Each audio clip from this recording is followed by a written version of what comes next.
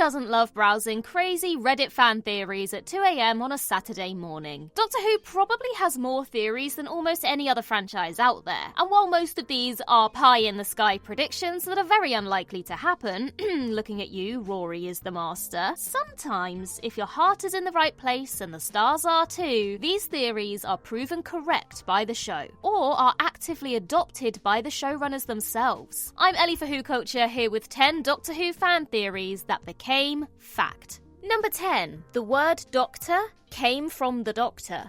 In the mid-90s, an avid Doctor Who fan took to an online message board eager to share one of their most interesting Doctor Who theories, that our use of the word Doctor actually came from the Doctor themselves due to the Time Lord's many appearances throughout history as a healer, a saviour and a good man. Sounds pretty plausible? And here's where it gets even better. That fan's name was none other than Stephen Moffat, who would one day take charge of the show and catapult it to international success. And when Moffat finally did become showrunner in 2010, he took advantage of the opportunity to work his decades-old theory into the fabric of Doctor Who. In the closing moments of A Good Man Goes to War, River arrives and berates the Doctor for his reckless behaviour, reminding him just how powerful and feared his name has become throughout the universe. In doing so, she tells him where the word Doctor originally came from, ascending Moffat's theory from the musings of a fan to actual show canon. She says, Doctor, the word for healer and wise man throughout the universe. We kept that word from you, you know. But if you carry on the way you are, what might that word come to mean? It's no secret that Moffat has been a Doctor Who fan for as long as he can remember, and has cited the show as one of the main reasons he started working in TV in the first place. And let's be honest, if any of us had the opportunity to make our own fan theories canon, you can bet your sonic screwdrivers we'd take it.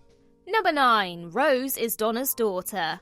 The build-up to the 60th anniversary specials was a time for theorising, and even more theorising. Remember when we all thought that the fake cloudy background behind Ncuti Gatwa was actually the Edge, and that the 11th Doctor or Susan could appear? While many people's fan theories did not come true, something that was correctly anticipated in the months leading up to the Starbeast was the identity of Yasmin Finney's character Rose. Since that name of course has great meaning in modern Doctor Who, there was soon a lot of speculation that this new Rose was connected to Rose Tyler in some way. Due to Finney's looks and young age, the prevailing theory was that she was the daughter of Sean and Donna, and that the name Rose had something to do with Donna's latent memories of Rose Tyler. The first part of that theory was officially confirmed a couple of months before the Starbeast aired, while the second part was all but confirmed in the episode itself, with Donna having passed part of the meta-crisis onto Rose, and Rose having chosen that name due to subconscious memories of her mother's time with the Doctor, memories that included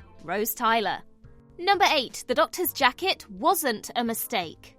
The twisty-turny nature of Stephen Moffat's series arcs inspired a feverish level of fan debate and speculation that was at one of its peaks during the timey-wimey, universe-destroying shenanigans of Series 5. The episode Flesh and Stone contained a seemingly out-of-place scene where the 11th Doctor has a conversation with Amy while sporting his signature tweed jacket, despite having lost said jacket to the notorious tweed lovers the Weeping Angels a few minutes before. Because the shot seemed to be trying to hide the fact that Smith was wearing a jacket by using an extreme close-up with his clothing barely visible, some believe that the Doctor Who team had simply made a mistake and that this was nothing more than a continuity error. Others, high on the many clues and hints already dropped throughout the series, from cracks in time to something about silence falling, instead were adamant that this was a piece of Moffat's puzzle, and that perhaps this jacket-wearing Doctor was from a different point in time. This was an extremely popular theory at the time, and even though it seems obvious in hindsight, it did have a crackpot whiff about it. Those true believers were of course proven correct at the very end of the series when a future jacket-wearing Doctor travelled back along his own timeline and ended up in a forest in a bottle on a spaceship in a maze where he implored Amy to remember what he told her when she was a child, knowing that this would help bring him back to the universe.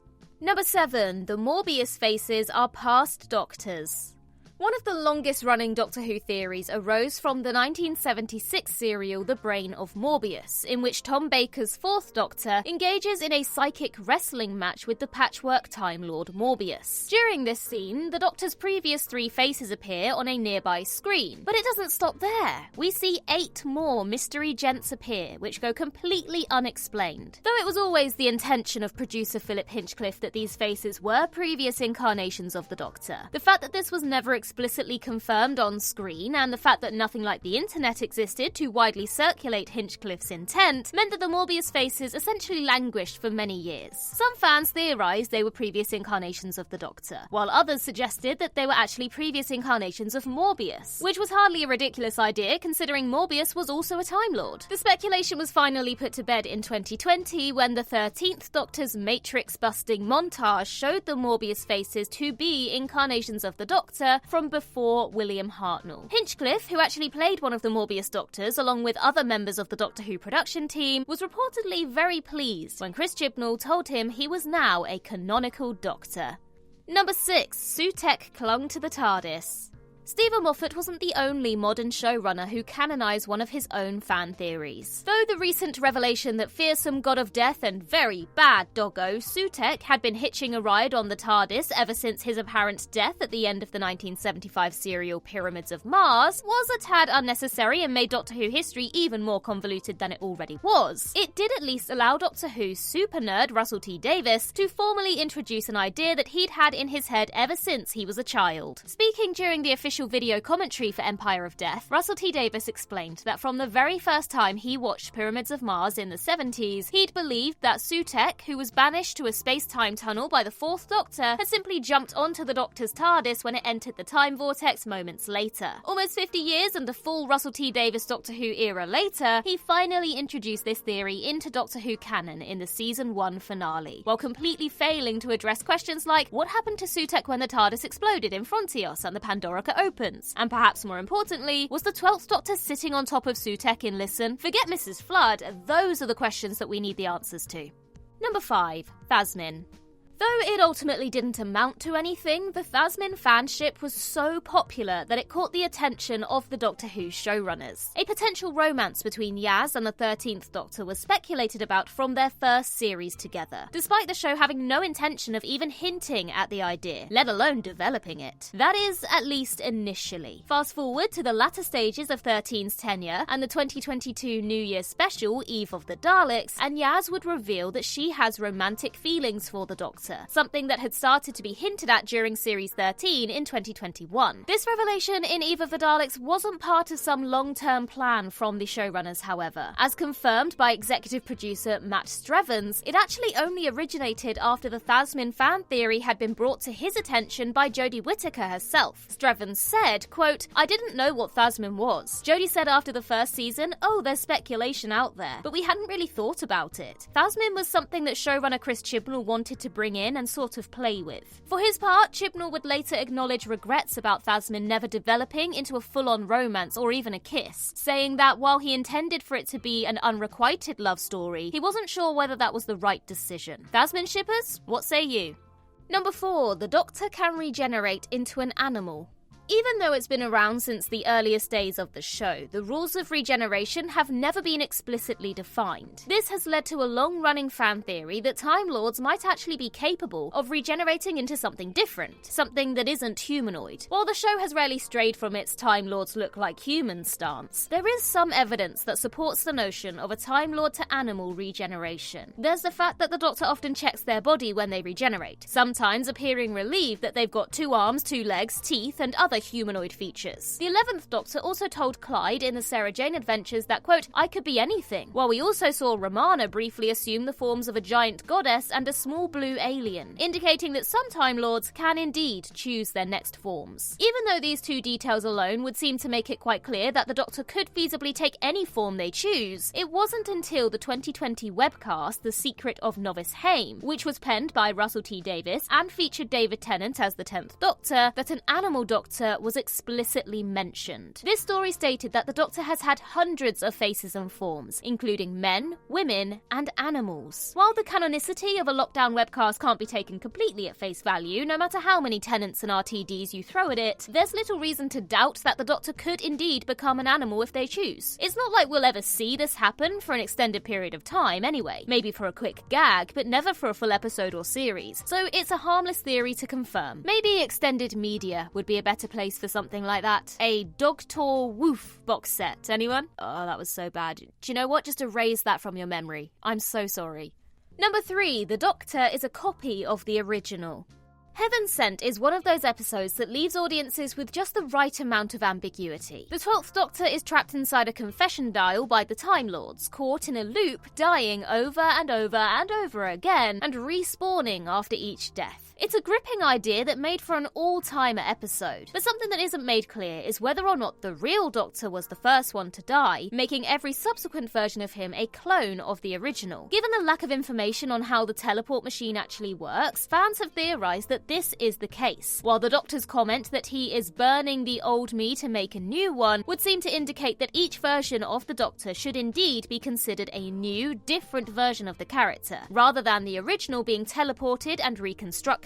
When writer Stephen Moffat joined Twitter for a watch-along of the episode, this topic was bound to come up, and sure enough, it did. In response, Moffat confirmed the clone theory by referring back to a similar event from a 1964 William Hartnell serial. He said, quote, "The Doctor first teleported in the Keys of Marinus. He's been a copy since then. Deal with it, kid." The Keys of Marinus sees the first Doctor and his companions use travel dials to teleport around. It's up for debate whether or not this creates a clone of the Doctor or just moves the original, but the fact that Moffat didn't deny the Heaven Sent theory indicates that, in his opinion at least, the Doctor has been a copy since Series 9, if not decades earlier. Like Russell T Davies making his own childhood headcanon official, we could even view this as Moffat deliberately making the Doctor a clone in Heaven Sent due to his belief that the Keys of Marinus had done exactly that decades prior.